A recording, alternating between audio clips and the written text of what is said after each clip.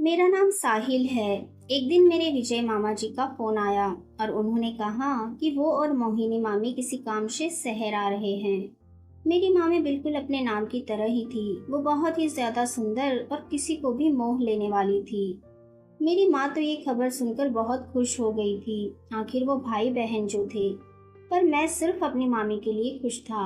मैंने तुरंत मामी को मैसेज किया और उधर से सिर्फ दिल वाला निशान ही आया। मैं इससे ही खुश हो गया। फिर वो दिन भी आ गया जब मामा मामी हमारे घर आए थे। माँ उन दोनों को देखकर बहुत खुश हुई, लेकिन मैं तो मामी को देखकर खुश था। वो दोनों थोड़ी देर बैठे ही थे कि अचानक ही माँ और मामा जी का पास में ही एक मंदिर जाने का मन होने लगा। फिर मामा जी ने मुझसे साथ चलने को कहा। मैंने कहा, आप लोग हो आइए, मुझे थोड़ा काम है। मामा बोले, ठीक है, तेरी मामी भी तब तक घर पर आराम कर लेगी। फिर माँ और मामा जी घर से निकल गए। उनके जाते ही मामी कहने लगी, मैं नहा लेती हूँ। मैंने उनकी तरफ प्यार से देखते हुए कहा, ठीक है, आइए मैं आपको वॉशरूम दिखा देता हूँ।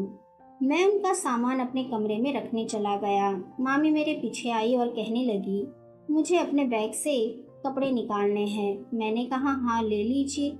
मैंने तुरंत घर का मुख्य दरवाज़ा बंद कर दिया। फिर अपने रूम का दरवाज़ा भी बंद कर लिया, ताकि अगर कोई आ भी जाए तो हम दोनों को संभलने का मौका मिल सके। फिर मैंने मामी को अपनी बाहों में भर लिया और मैंने मामी की ओर देखा तो उन्होंने कहा, तुमसे मिलने की आस में मैं सब कुछ रेडी करके आई हूँ। आज 2 साल भी मामी स्वर्ग की अप्सरा लग रही थी। फिर मामी नहाने चली गई। तब जब तक माँ और मामा जी नहीं आए, हम दोनों ने ऐसे ही बातें करते रहे। कुछ समय में मामा जी और माँ भी आ गए। फिर पूरी फैमिली ने साथ मिलकर खाना खाया और ऐसे ही बहुत सारी बातें होती रही। मामा जी मुझसे कहने लगे, मुझे अपने एक दोस्त के साथ बिजनेस के सिलसिले में मिलने जाना है। तुम और दीदी मोहिनी को शहर घुमा देना। मैंने कहा, ठीक है। मैंने माँ को पूछा तो उन्होंने बोला, शाम को मंदिर में सोसाइटी का प्रोग्राम है, मैं वहाँ जाऊंगी। तुम ही अपनी मामी को घुमा लाओ। मैंने कहा, ठीक है। जब शाम को मैं और मामी तैयार होकर बाहर जाने लगे तो मैं उन्हें देखता ही रह गया। मामी ने ब्लू जींस और पिंक टॉप पहना था। पहली बार आज मैंने मामी को जींस और टॉप में देखा था। फिर हम दोनों घूमने चले गए। इसके बाद हम दोनों में इधर उधर की और प्यार मोहब्बत की बातें होती रही। मैंने उन्हें शहर में थोड़ा इधर उधर घुमाया।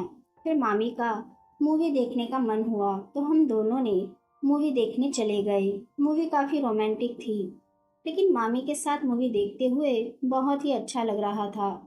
पूरी मूवी के दौरान मैंने मामी का हाथ पकड़ रखा था। उन्होंने भी छुड़ाने की कोशिश नहीं की। मूवी खत्म होने के बाद हम दोनों मॉल में आ गए और हमने शॉपिंग की।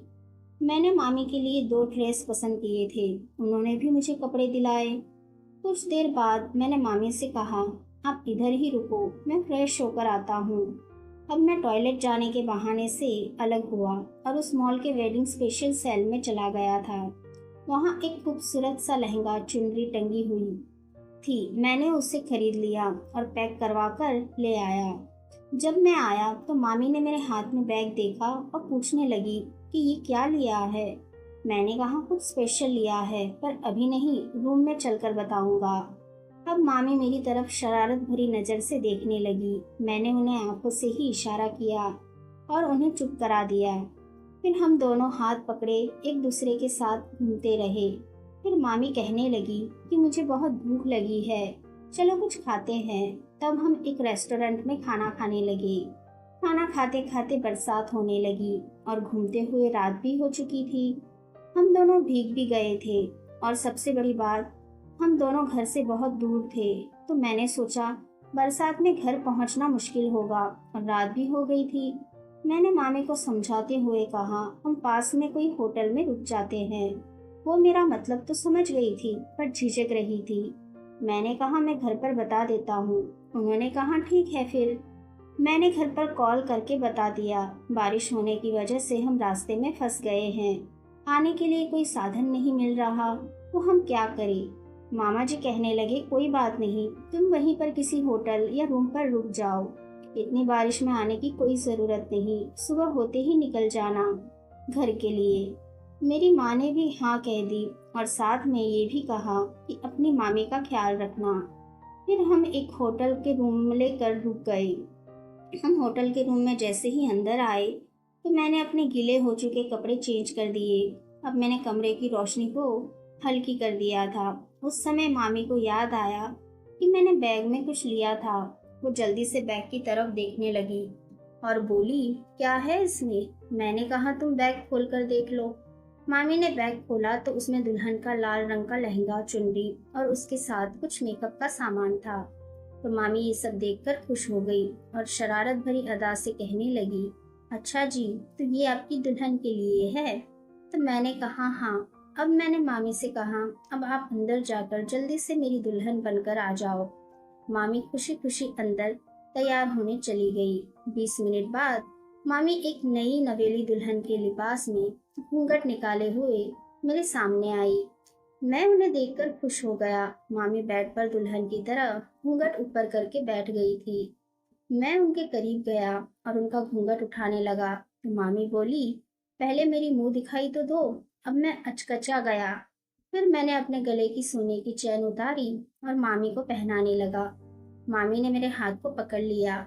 मैंने उनकी तरफ देखा तो मामी ने कहा, ये नहीं, अपना वो दो। इतना बोलकर मामी हंस पड़ी थी। उसके बाद हम दोनों प्रेम के सागर में डूबते चले गए। लगभग 35 मिनट तक प्यार का गोता लगाने के बाद हम दोनों बाहर आ गए। मामी ने कहा कि आज बहुत दिनों बाद सुकून मिला है। काश हम दोनों ऐसे ही प्यार में गोते लगाते रहते तो कितना अच्छा होता। फिर अगले दिन सुबह होते ही बारिश भी बंद हो चुकी थी।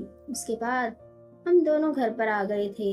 कुछ दिनों बाद मामी और मामा जी दोनों ही चले गए और फिर मैं उनके आने का इंतज़ार करने लगा। तो दोस्तों, कैसी लगी आपको ये कहानी? मुझे कमेंट करके ज़रूर बताइए। अगर अच्छी लगी हो तो प्लीज़ लाइक कीजिए, शेयर कीजिए और सब्सक्राइब करना बिल्कुल भी ना भूलें। धन्यवाद।